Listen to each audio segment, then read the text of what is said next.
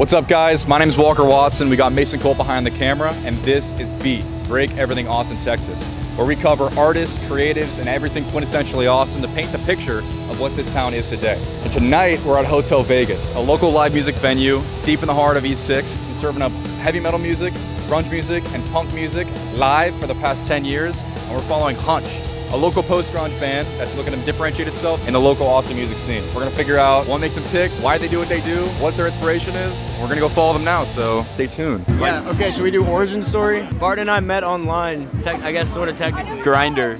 Yeah, we went. Yeah, we met on Grinder, and what are the others? Posing as 40-year-old men. We were both catfish to each other. It was a two-way catfish. Wait, is this recording? No. Wait.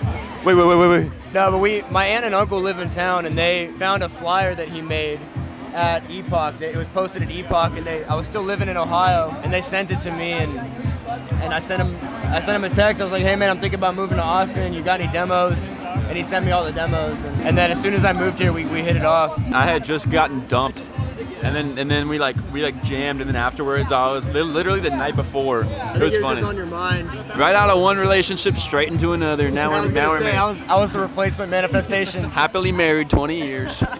You know, I don't feel like you don't see that much. Like putting up a poster. I mean, that's worked twice now. Well, that's the crazy part is like I honestly put those posters up as just like a it can't hurt type thing, and that's the only thing that worked is posters. I've heard like so many interviews of big bands being like, we found each other in the paper. And then like that's about as close as it gets to the modern thing of being like, I saw a poster and I texted it. But Austin kind of has that still grassroots fucking energy.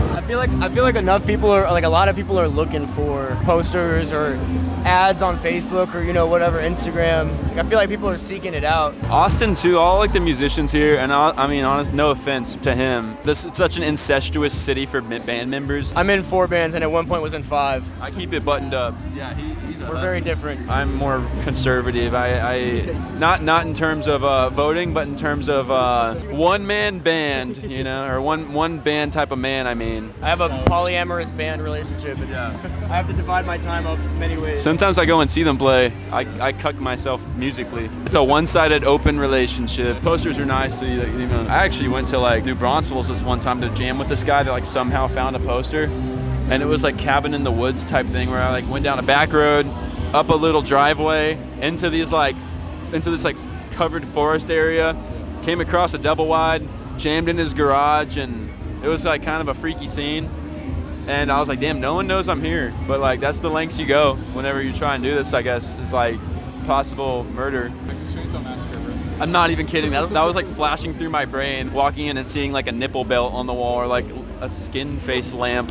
A fucking nipple belt? Don't act like you don't know. Dude, don't tell him, man. Sorry. No. Yeah, get them now at Uncommon Objects. That part of the story of the cabin in the woods out. He's told me he said that story so many times.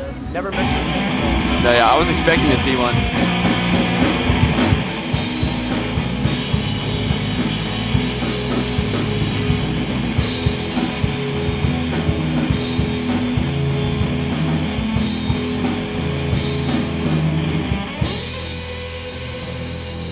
We listened to a couple of your guys' tracks on the way over. What is your guys' main inspiration? Honestly, I like a lot of The Cure. Like, I love The Cure. Soundgarden was like always a huge one for me. We all really like Swans, and yeah, we don't really sound anything like Swans. Yeah. But they're great. It's a possible direction to move towards, I feel like, for us. I was driving around today listening to like the early Pixies records. We do somewhat kind of sound like those early Pixies records. And then this fucking guy. What about me? I remember when I first met him, we were like talking about like drum influences, and he said Travis Barker, and I was like, that's all you can ask for. A lot of my drum inspiration came from playing hip hop when I was a kid. New metal stuff like Deftones, I was pretty huge into as a kid, and Blink-182 was like my top 3. Hey, what's up? Hey. What's going on? We're answering questions.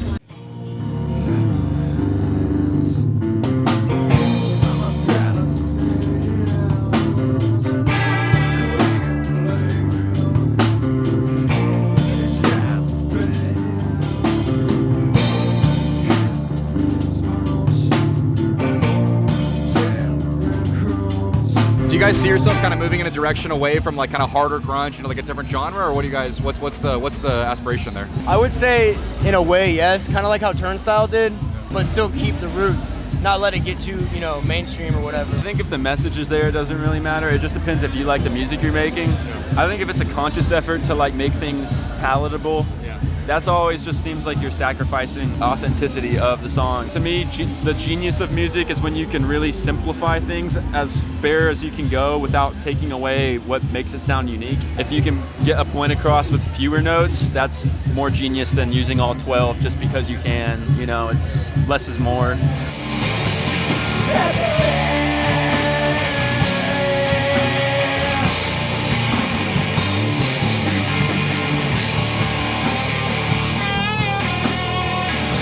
You guys see room for variation in like your future discography and like how you guys are gonna market yourselves? Yeah, just taking chances for the sake of being more interesting, you know. But I feel like that's what we've done a lot now. It is interesting because we've been told that we can't play certain clubs for being too heavy, and then sometimes we can't play certain clubs because we're not too heavy. We're kind of like that awkward middle child. I think that works for and against us because we'll get put on bills with other bands that aren't as heavy as us, and we stick out for it. And then we get put on. Sometimes we get put on bills with bands that are extremely heavy, and we stick out for it.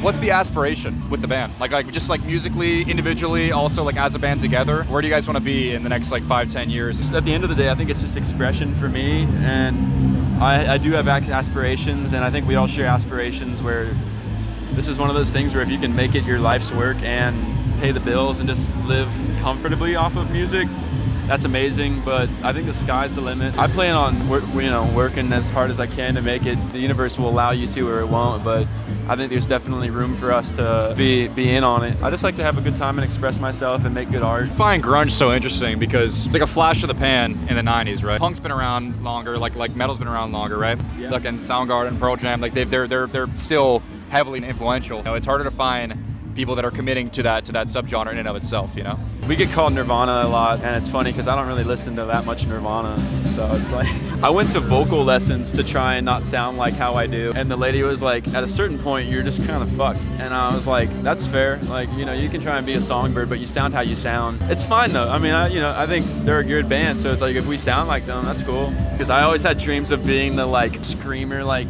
Chris Cornell or something, like getting that Jesus Christ pose note. I always just was like, that's my idol. And then we started the band, and I was so nervous that I guess I never really like sung in front of anybody. And then he was like, at some point you're gonna have to do it. And I was like, I don't know, I feel like that's where I was like, shit, I sound like kind of like Kurt Cobain. Not that that's a bad thing. It was that same thing of being like pigeonholed or, you know, putting a label on it.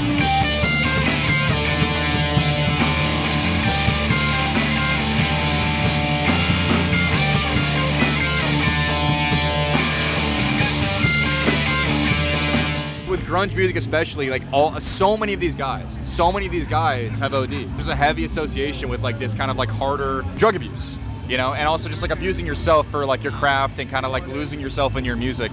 You know, I don't know if you guys can speak to that at all, or if you feel like that's a part of the world here, or for your guys, your community, or like how do you feel like that kind of plays in? I don't know the psychology on that, because you go from like Motley Crue and all those guys that were so into excess. I think the closest thing that we have to like the Kurt Cobain thing was like maybe like X or something. That whole genre of rap or whatever you want to call it is very raw, and they talk about subjects that are not so light and feathery. I think a lot of the grunge people obviously had other things on their mind and other things to say that seemed like they affected them on a lot of that shit's so glum and like sad, which is fun. I feel like a lot of the grunge guys were taking downers instead of uppers, which is where they went wrong. Hey, we're in a post-grunge era.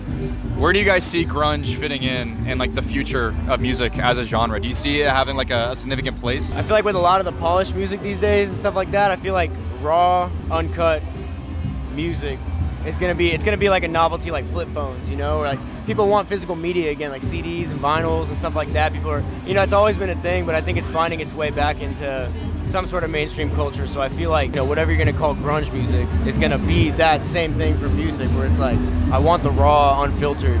Yeah. You know, I don't want this polished stuff. Like what grunge music was to begin with. People didn't want, you know, they were trying to get away from glam rock, you know, all that polished 80s stuff. So, you know, you can have a complicated diet too. I mean, if anybody's playlist might have Sabrina Carpenter and then Ozzy Osbourne following that. It depends on who you are. I think people do get sick of listening to just kind of the more I mean, that might be fucked up to say, but the more mindless shit like Sabrina Carpenter or something, not that she's mindless. I don't know anything about her. It's aimed to be, you know, it's exactly. So it's like, I think at the end of the day, people sometimes want something a little more thoughtful or complex or something a little heavier to say, or it's like there's no point in just ignoring stuff. It's one of those things where if someone listens to a song that's about a strong subject or a down subject, it's like, it's not gonna make them down necessarily, but they might feel like, oh, someone actually also thinks about this stuff, or like acknowledges that stuff, or it's not just me, or it's not just, you know, it's not supposed to make you sad. It's also, you know, I guess it's the connection that sometimes, I don't know how many times you can connect with WAP. I think we're about to go on. I'm gonna go rally Sarah. Okay. I think they just got off. I think we might be starting to play, so.